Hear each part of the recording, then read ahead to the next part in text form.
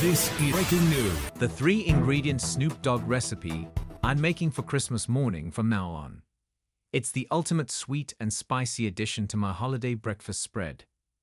You wouldn't like it. It's too spicy. Have some of Grandma's bacon instead. That's what I'm going to tell my little ones this year when I serve up a plate of Snoop Dogg's Billionaire's bacon on Christmas morning. I know the adults at the table will be head over heels for the chewy, caramelized, thick sliced bacon, studded generously with red pepper flakes and cracked black pepper.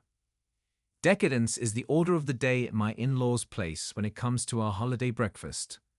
Grandma Jan bakes her crème brûlée, French toast casseroles, scrambles a big skillet of eggs, and makes sure there are plenty of breakfast meats to go around.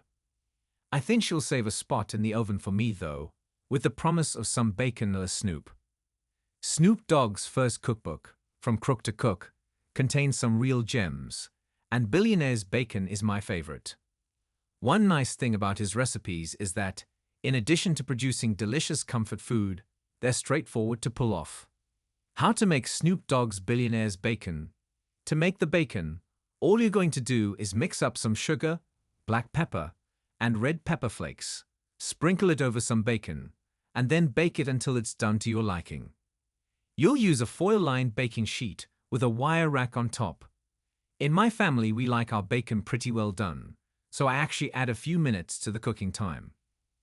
I love how oven-baked bacon turns perfectly flat and evenly crispy, and with a sweet and spicy brown sugar topping, it's even better.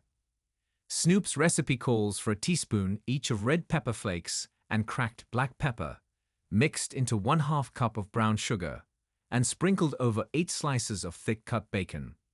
I usually use around 10 slices of bacon though, since that's what fits on my baking sheet, and I end up using a couple heaping teaspoons of the sugar mixture per bacon slice. I've seen different sources list the baking temperature and timing differently for this recipe, but in the book it's 400 for 25 to 30 minutes.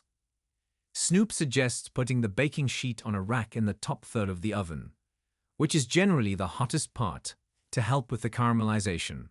And for even cooking, he recommends rotating the pan halfway through baking. When you take your bacon out of the oven, it's going to be bubbly and screaming hot. Don't touch that melted sugar. Give the slices a few minutes to cool, then use tongs to transfer them to serving plates.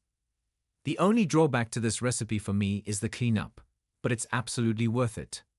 Since your wire rack will be sticky from all the brown sugar, it'll need a good soak before scrubbing it clean. For the least effort, I let mine soak right in the baking pan, filled with hot, soapy water. Are you going to try out this recipe for your holiday breakfast? What other ways would you serve this bacon? I could see it being great on sandwiches or chopped up and sprinkled over a salad if there are any leftovers.